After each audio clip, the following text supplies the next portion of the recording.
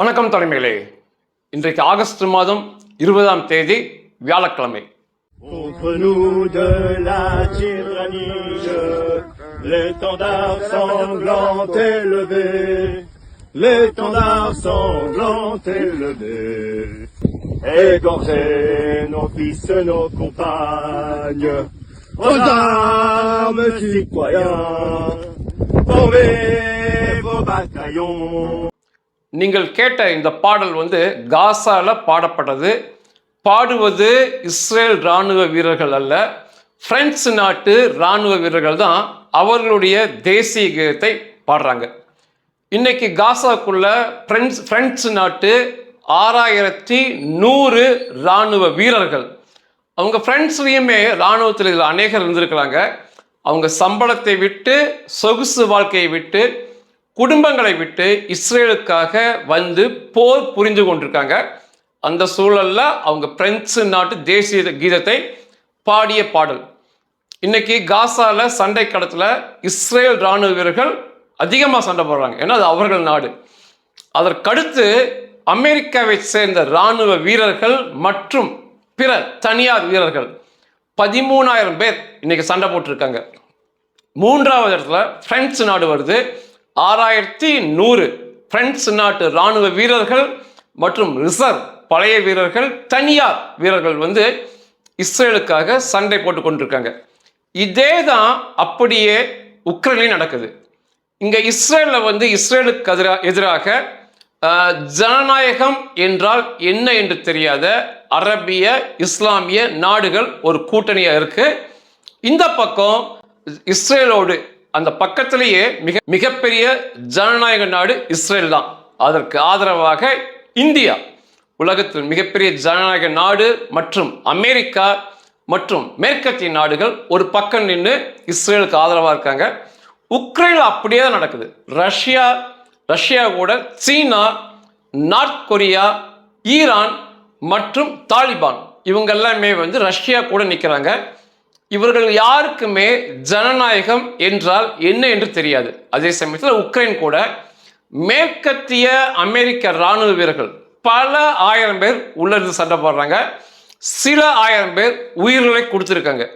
இப்போ பார்த்தீங்கன்னா ஜனநாயகம் ஒரு பக்கம், ஜனநாயகமற்ற பயங்கரவாதம் அல்லது இராணுவத்தை போன்ற ஆட்சிகள் ஒரு பக்கங்கிறத நீங்கள் பார்க்கலாம். ஆனால் வெளியில் பார்க்கும்போது பிரெஞ்சு இஸ்ரேலை எதிர்ப்பது போல பேசுகிறாங்க. பத்திரிகை பேட்டியில் நீங்கள் அப்படி தான் பார்க்க முடியும். ஆனால் இஸ்ரேலுக்குள்ள இஸ்ரேலை தவிர்த்து 2வது இடத்துல பிரெஞ்சு நாட்டு இராணுவ வீரர்கள் தான் சண்டை போடுறாங்க.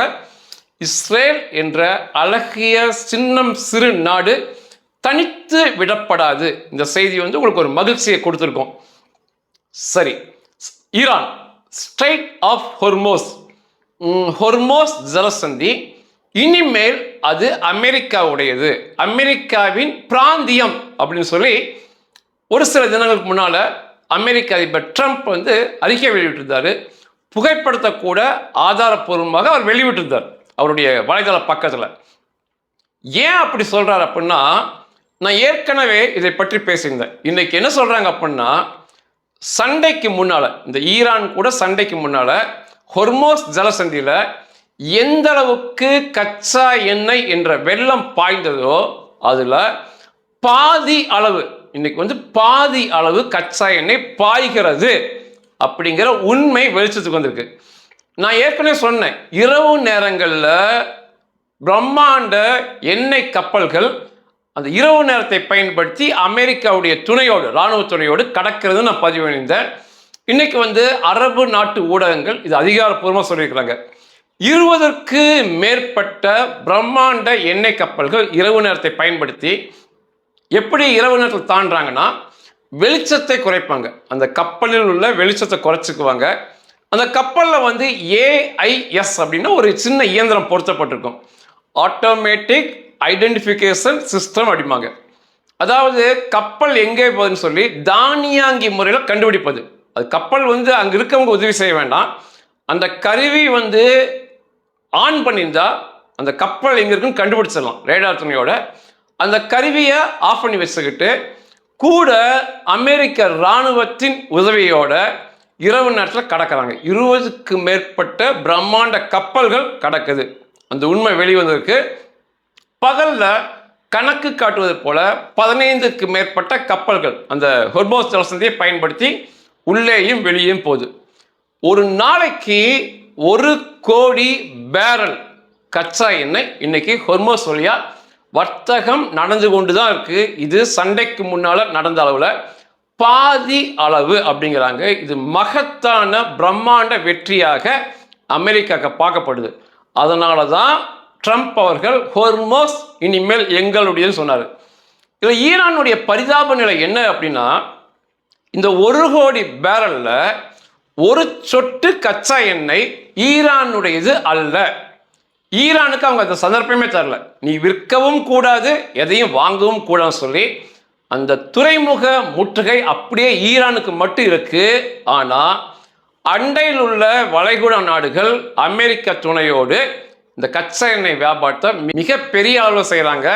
இந்த கச்சா எண்ணெயில் வந்து இப்போ கூடுதல் லாபம் வந்து அரபு நாடுகள் கிடைக்குது. மேலும் இந்த டாங்கரை இயக்கும் கம்பெனிகள், இந்த கப்பல் கம்பெனிகள், டாங்கர் பிரம்மாண்ட கப்பல் இதெல்லாம் இயக்குவது பெரிய கம்பெனிகள், அவங்களுக்குமே கூடுதல் லாபம் கிடைக்குது. இப்போல்லாம் வந்து அவர்கள் இராணுவ வீரர்களை அந்த கப்பலுக்குள்ளேயே வச்சிருக்காங்க. சில சிறிய அளவு கருவிகளை கப்பலுக்குள்ள வச்சிருக்காங்க. கூடுதலாக அமெரிக்காவுடைய துணையோடு தாண்டி வராங்க.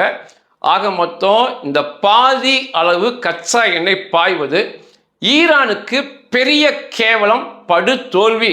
இதை வந்து அரபு பத்திரிகை தான் எழுதியிருக்காங்க. நேற்று நான் ஏற்கனவே ஒரு 20 நாளைக்கு முன்னால் பேசியிருந்தேன். ஈரான் பொருளாதார வலிமையில் நாளுக்கு நாள் தேய்பிரையா போயிட்டே இருக்கு. அவர்கள் கையை விட்டு அதிகாரம் போயிட்டே இருக்கு. அடிக்காமையே, ஈரானை அடிக்காமையே மிகப்பெரிய பின்னடைவை கொடுக்குறாங்க. இதெல்லாம் தெரியுது ஈரானுக்கு.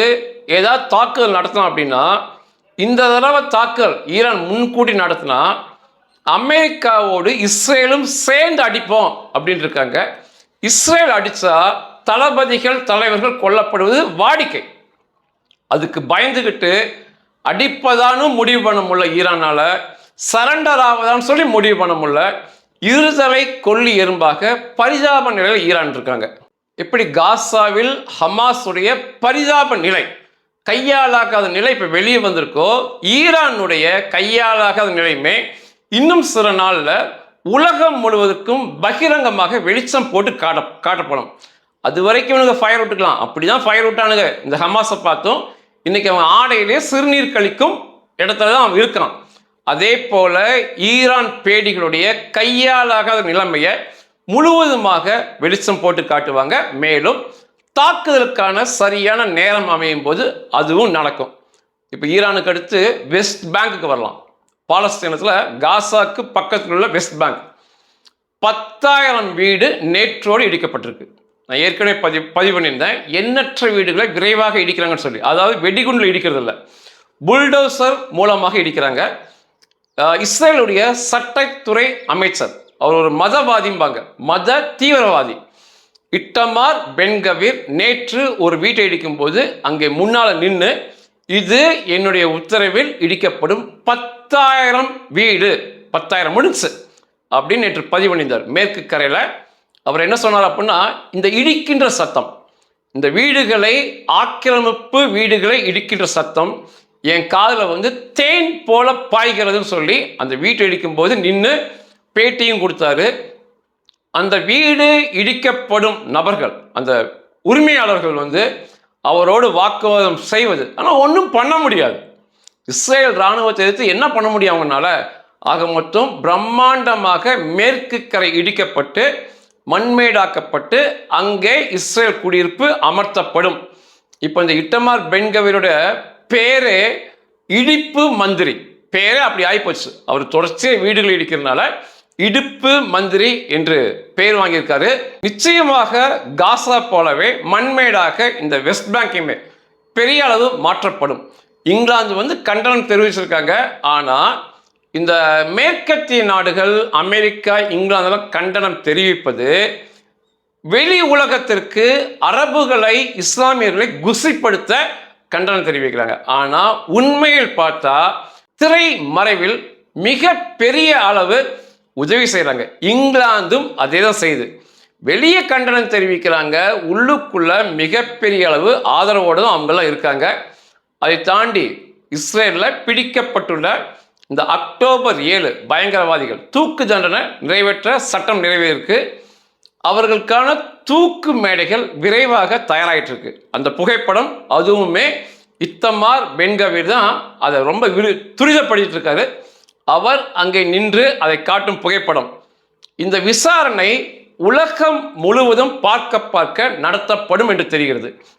இஸ்ரேலில் தனி சிறப்பு நீதிமன்றம் அமைத்து இந்த அக்டோபர் 7 ஹமாஸ் பயங்கரவாத பன்றிகளை கொண்டு வந்து என்னெல்லாம் அவனுக்கு பண்ணானுங்க, என்னென்ன அட்டூழியம் பண்ணான்னு சொல்லி ஆதாரங்களோடு சாட்சியங்களோடு உலகம் பார்க்க விசாரித்து அவர்களை தூக்கிலிடும் சம்பவம். 300 பேர்த்துக்கு மேல கைது பண்ணி வச்சிருக்காங்க.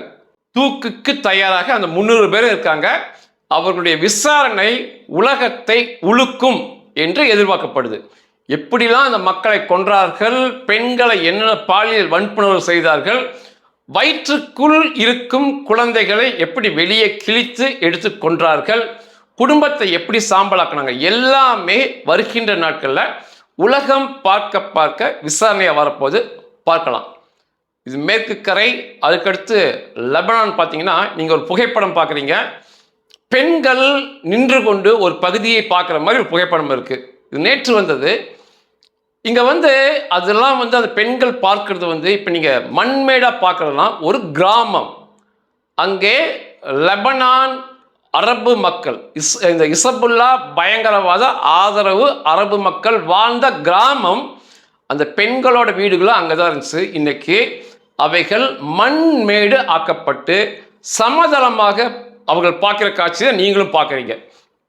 அன்னைக்கு பக்கத்தில் போகிறக்கே அந்த வீட்டின் உரிமையாளர்களான இந்த பெண்களுக்கு பிறருக்கு அனுமதி இல்லை. தள்ளி நின்று பார்த்து ரசித்து கொள்ளலாம், அவ்வளோதான். இன்றைக்கு வரைக்கும் மார்ச் 2ஆம் தேதி 2026 லெபனானுக்குள்ள இஸ்ரேல் இராணுவம் போச்சு.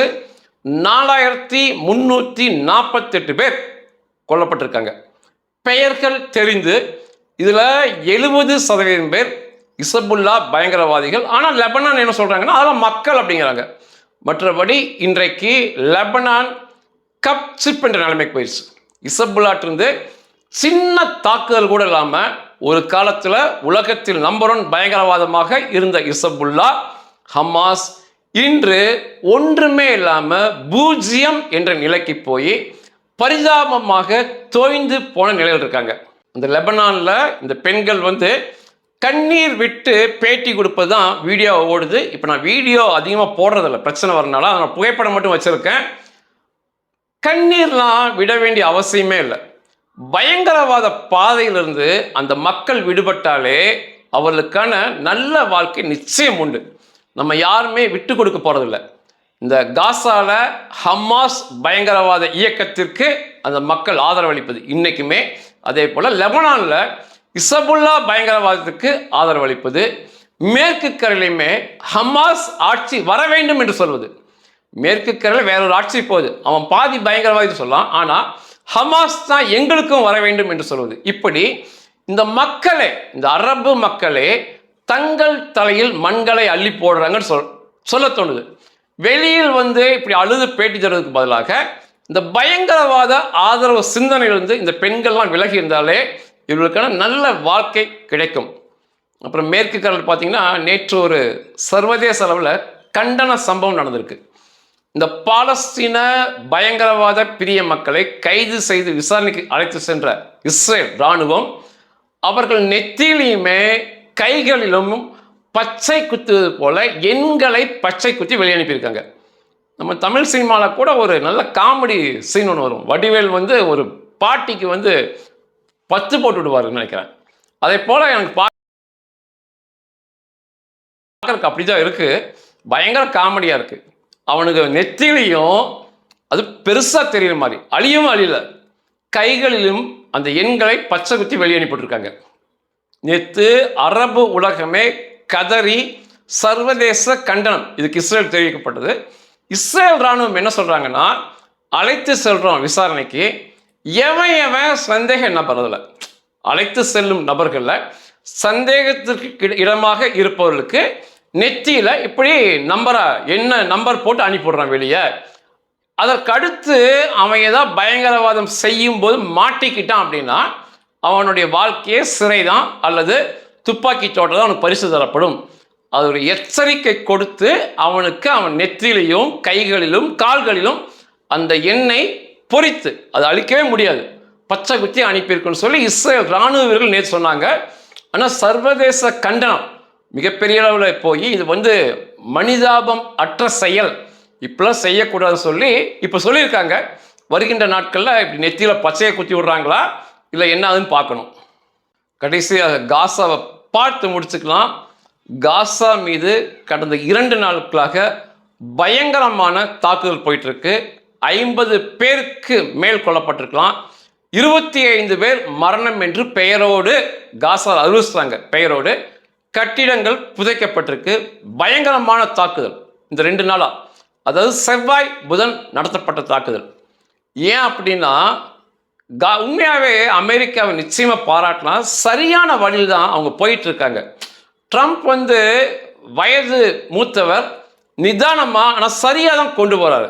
திங்கட்கிழமை இரவு ஃபாக்ஸ் நியூஸ் இந்த செய்தி சேனலுக்கு ட்ரம்ப்புடைய மருமகன் மற்றும் இந்த காசாவை புனரமைப்பின் தலைவன் ஜாரெத் குஷ்னர் பேட்டி ரொம்ப அருமையான பேட்டி கொடுத்துருந்தாரு. அவர் என்ன சொல்றாரு அப்படின்னா, ஹமாஸ் நிச்சயமாக முதலில் ஆயுதம் ஒப்படைக்க வேண்டும். அதை தெளிவாக சொல்லிட்டாரு. இஸ்ரேல் ராணுவம் பின்னால் போகிறதும் கிடையவே கிடையாது. ஆயுதங்களை ஒப்படைக்க வேண்டும் ஒன்று. இரண்டாவது, சுரங்கங்களை ஒப்படைக்க வேண்டும். காசாக்குள்ள என்னென்ன சுரங்கங்கள் தேடி பிடிக்கிறதுல எங்கள் வேலையில் சுரங்கங்களை ஒப்படைக்க வேண்டும். மூன்றாவது, சரண்டர் ஆக வேண்டும். இந்த மூன்றையுமே நிச்சயமாக ஹமாஸ் செய்ய வேண்டும். இதற்கான காலம் நேரம் 30 நாட்களிலிருந்து 90 நாள் அவகாசம் கொடுத்திருக்கேன் அப்படிங்கிறார். இந்த நாட்களை 90 நாள் கொடுப்பதற்குமே பின்னால மிகப்பெரிய திட்டம் இருக்கு. 30 நாள் 90 நாளைக்குள்ள அவன் ஆயுதங்கள் சுரங்கங்கள் ஒப்படைத்து சரண்டர் ஆகிவிட வேண்டும். அப்படி ஆகல அப்படின்னா, அவனுக்கு சரண்டர் ஆகல அப்படின்னா, இஸ்ரேல் இராணுவம் அமெரிக்க இராணுவம் பிற உலக நாட்டு ஆதரவோடு மிகப்பெரிய தாக்குதலை திரும்ப காசாக்குள்ள நடத்தி அந்த வேலையை முடிக்கும். அதாவது எடுத்த வேலையை முடிப்பாங்க, ஃபினிஷ் த ஜாப் அப்படிங்கிற நிலைக்கு இஸ்ரேல் போகும். உலகமும் ஆதரவு அளிக்கும். ஏன்னா ஆயுதங்களை ஒப்படைக்க வேண்டியது அவனோட வேலை, ஹமாஸ் வேலை. இன்று வரை அவன் ஒப்படைக்கவில்லை. 90 நாள் நேரத்தில் அவன் செய்யலைன்னா இஸ்ரேல் இராணுவம் எல்லா ஆதரவோடு அந்த வேலையை செய்யும். மேலும் அவர் என்ன சொன்னார்னா, அவனுக்கு பேசும்போது, இந்த பேச்சுவார்த்தைக்கு வரும்போது, இந்த ஹமாஸ் பயங்கரவாத இயக்க ஆட்கள் பேசும்போது மிக மிக சரியாக இருக்கு. ஆனால் துளியுமே அது செயல்பாட்டில் இல்லை. இந்த ஜாரெத் குஷ்னர் ஒத்துருக்கிறாரு. பேசும்போது நல்லா பேசுறானுங்க, பயங்கரவாதம் பண்ண மாட்டாங்கிறானுங்க, ஆயுதம் கொடுக்குறேங்கிறானுங்க. ஆனால் செயல்பாட்டில் துளியும் அவர்கள் மீது நம்பிக்கை இல்லை. அதனால ஒருபோதும் ஆயுதம் ஒப்படைக்கும் வரைக்கும் ஒரு செங்கல் வைக்க அனுமதிக்க மாட்டோம். அவங்க செங்கலை அமெரிக்கா கொடுக்குறேன்னு சொல்லலை, வார்த்தைகளை நல்லா கவனிக்கணும். பிற அரபு நாடுகள் ஒரே ஒரு செங்கலை கூட கொண்டு வைக்க அமெரிக்கா அனுமதிக்காது. காசாவை புனரமைக்கவே அனுமதிக்க மாட்டோம். அவர்கள் ஆயுதங்கள் ஒப்படைக்க வேண்டும். மேலும் அந்த 90 நாட்கள் இஸ்ரேல் தாக்குதல் நடத்தி கொள்ளலாம். இஸ்ரேலுடைய பாதுகாப்புக்கு பிரச்சனை என்று தெரிந்தால், இம்மீடியட் த்ரெட் அப்படின்னு தெரிஞ்சா, இஸ்ரேல் தாக்குதல் நடத்தி அந்த பயங்கரவாதிகளை கொள்ளலாம் அப்படிங்கிற ரீதியில் அவருடைய பேட்டி போயிருக்கு. ஏன் 90 நாள் நேரம் கொடுக்குறாங்கன்னா, 10 நாள் கூட கொடுக்கலாம். 90 நாள் கொடுத்து இந்த ஹமாஸ் ஆயுதம் ஒப்படைக்கவில்லை என்று சொல்லி அவர்களை வேட்டையாடி கொண்டே இருக்கலாம். இந்த பேட்டிக்கு பின்னால் தான் இந்த 2 நாள் பயங்கரமான தாக்குதல் காசா மீது போயிட்டு இருக்கு. அவ்வளவு எளிதா ஹமாஸ் ஆயுதம் ஒப்படைக்கவே மாட்டாங்க. நான் ஏற்கனவே சொன்னேன், ஹமாஸ் ஆயுதங்களை ஒப்படைப்பது என்பது உலகில் உள்ள அரபு நாடுகள், இஸ்லாம் நாடுகள், அத்தனை நாடுகள், அரபிய மக்கள், இஸ்லாமிய மக்களின் தோல்வியாக பார்க்கப்படும். அந்த சண்டை வரும்போது ஹமாஸுக்கு பின்னணியிலிருந்து ஃபயர் விட்டது, ஆதரவு கொடுத்ததுன்னு பார்த்தீங்கன்னா உலகத்தில் உள்ள 99% அரபியர்கள் மற்றும் இஸ்லாமியர்கள். இந்த நிலையில இப்ப போய் ஹமாஸ் போய் ஆயுதங்களை ஒப்படைச்சு சரண்டர் ஆவது அவர்கள் அனைவருக்கும் தோல்வியாக பார்க்கப்படும். அதே சமயத்தில் இஸ்ரேல் வெற்றி பெறுவது இந்தியா, அமெரிக்கா, மேற்கத்திய நாடுகள், இந்த ஜனநாயக நாடுகளுடைய வெற்றியாக பார்க்கப்படும். இது அவங்களால ஏற்றுக்கொள்ளவே முடியல. அதனால எப்படியா இருந்தாலும் சரி ஆயுதம் ஒப்படைக்காம ஏதாவது பண்ண முடியுமா, இப்படி அவர்கள் முகத்துல கரியை பூசுவது போல இருக்கும் ஆயுதங்களை ஒப்படைப்பது. அதனால தான் இன்னைக்கு கூட ஹமாஸுடைய தலைவன் கலீல் அல்-ஹையா என்ற பன்றி எகிப்தில் தான் உட்கார்ந்துருக்கான். துருக்கி, கத்தார், UAE மாற்றி மாற்றி பேசுறானுங்க. ஏதாவது பண்ணி நாம் வெற்றி பெற்றது போல ஹமாஸ் ஆயுதங்களோடு செயல்பட முடியுமான்னு பார்க்குறாங்க. தெளிவா ஜாரேத் குஷ்னர் சொல்லிட்டார், அவன் ஆயுதம் ஒப்படைக்கும் வரைக்கும் அவங்களை கொன்று கொண்டே இருப்பான். ஒரு செங்கல் எவனுமே வைக்க அங்க அனுமதிக்க மாட்டோம் அப்படின்னு இருக்காங்க. இப்பொழுதே 90% வெற்றி, 90 அல்ல 95% வெற்றியை நாம் பெற்றிருக்கிறோம். ஹமாஸுக்கு எதிராக, இஸ்புல்லாவுக்கு எதிராக, ஈரானுக்கு எதிராக, சிரியாவுக்கு எதிராக 95% வெற்றியை இந்தியாவும், அமெரிக்காவும், மேற்கத்திய நாடுகளும், ஜனநாயக நாடுகளும் இஸ்ரேல் வாயிலாக பெற்றிருக்கிறது. படு தோல்வியில் உள்ள இந்த அரபிய இஸ்லாமிய உலகம் ஹமாஸ் ஆயுதங்களை ஒப்படைச்சா அது அவர்களுக்கு மிகப்பெரிய கேவலமாக பார்க்கப்படும். அதனால தான் ஏதாவது பண்ணலான் இருக்காங்க. இந்த ஜாரேத் குஷ்னர் பேட்டி கொடுத்ததுக்கு பிறகு செவ்வாய் புதனில் 50 பேருக்கு மேலே காசாவில் கொல்லப்பட்டிருக்கலாம், 30 பேர் கொல்லப்பட்டிருக்காங்கன்னு அவங்களே ஒத்துருக்குறாங்க. புதன்கிழமை மட்டும் 25 பேர் கொல்லப்பட்டிருக்காங்க நேற்று. அதில் ஒரு காவல் நிலையத்தில் மீது நடந்த தாக்குதல். காசாவில் துஃபால் என்ற கிராமத்தில் ஒரு காவல் நிலையம் இருக்கு. அந்த காவல் நிலையத்துக்குள்ள 4 ஹமாஸ் பயங்கரவாத தளபதிகள் உட்கார்ந்து பேசிட்டு இருக்காங்கன்னு உளவு தகவல் கிடைச்ச இஸ்ரேல் மொத்த காவல் நிலையத்தையுமே தகர்த்து அழிச்சிட்டாங்க. இந்த தாக்குதலில் 2 பெண் காவல்துறை அதிகாரிகள், காசா காவல்துறை அதிகாரிகள் கொல்லப்பட்டிருக்காங்க. 13 வயது பெண் கொல்லப்பட்டிருக்காங்க உள்ளுக்குள்ள. அந்த 4 ஹமாஸ் பயங்கரவாத பன்றிகள் கொல்லப்பட்டிருக்காங்க. ஏனைய காவல்துறையினர் கொல்லப்பட்டிருக்காங்க. மிகப்பெரிய தாக்குதல், காவல் நிலையமே இல்லாமல் போயிடுச்சு. அதுபோக ஒரு கார் மீது நடத்தப்பட்ட தாக்குதல், அது காரான்னு சொல்லி யாருமே சொல்ல முடியல, அவ்வளோ பெரிய தாக்குதல் நடத்தப்பட்டிருக்கு.